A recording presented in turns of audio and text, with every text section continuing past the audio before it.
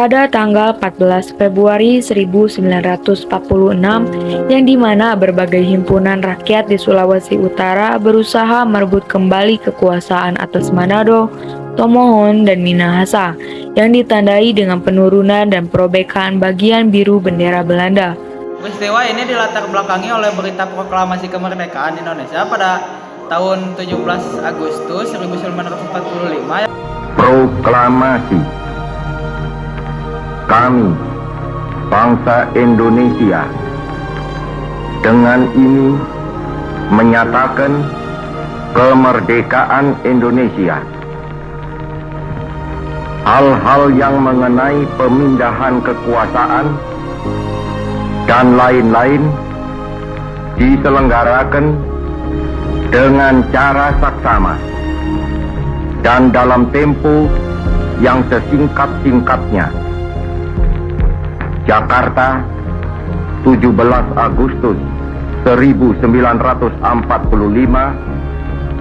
atas nama bangsa Indonesia, Soekarno, Hatta. Yang baru didengar oleh rakyat Sulawesi Utara pada 21 Agustus 1945. Saat itu mereka pun mengibarkan bendera merah putih di berbagai tempat seperti di halaman rumah, sudut-sudut jalan, hingga kantor bekas penguasa kolonial Jepang. Namun pada bulan Oktober 1945, tentara sekutu bersama dengan Nica, pihak sekutu ingin kembali menguasai Sulawesi Utara. Melihat kondisi ini, tentu saja para pejuang meliputi barisan pejuang dan laskar rakyat yang terdiri dari mantan tentara Jepang, mantan tentara peta, mantan tentara Heiho, pemuda, pelajar, dan rakyat biasa. Mereka juga mendapat dukungan dari sebagian pasukan KNIL pribumi yang membelot dari Belanda. Mereka menyusun strategi untuk merebut kembali wilayah Sulawesi Utara ke tangan Indonesia. Beberapa usaha perlawanan dari pemuda dan anggota KNIL pro-republik berhasil digagalkan karena upaya tersebut diketahui oleh pihak Nica. Suatu rencana kembali disusun, yakni usaha penyerangan oleh para pemuda dan pasukan KNIL anggota Kompi 7 di markas yang bermarkas di Teli. Pada tanggal 14 Februari 1916, penyerangan besar-besaran dilakukan dan berhasil merebut gudang persenjataan atau amunisi di asrama Teli 1. Selain merampas senjata, mereka juga berhasil membebaskan anggota KNIL Republik seperti Sersan Charles Choresoi Tawulu dan Sersan Servius Dumais Uwisan beserta tokoh-tokoh nasionalis pro-republik lainnya yang ditahan diantaranya John Rahasia dan Matt Cannon. Puncak penyerbuan dalam peristiwa ini ditandai dengan penurunan dan perobekan bendera Belanda yang awalnya berwarna merah, putih, dan biru menjadi merah dan putih dan kemudian dikibarkan di atas gedung markas Belanda.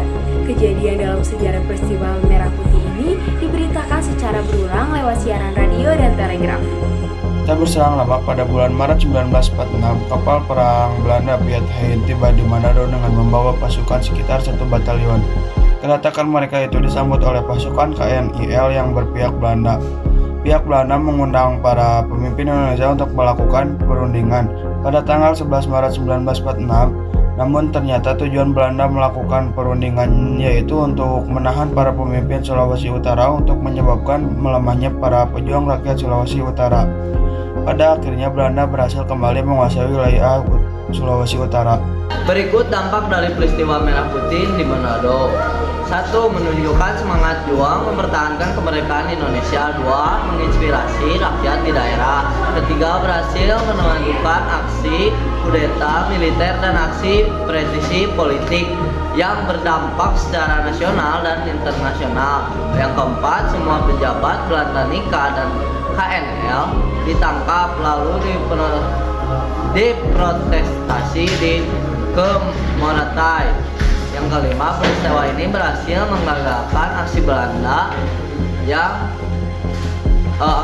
di luar negeri, provokasi di Belanda menyebarkan berita bahwa hanya Pulau Jawa yang memperjuangkan kemerdekaan Indonesia, serta Belanda juga menyatakan bahwa proklamasi kemerdekaan Indonesia tidak diperjuangkan secara seluruhnya.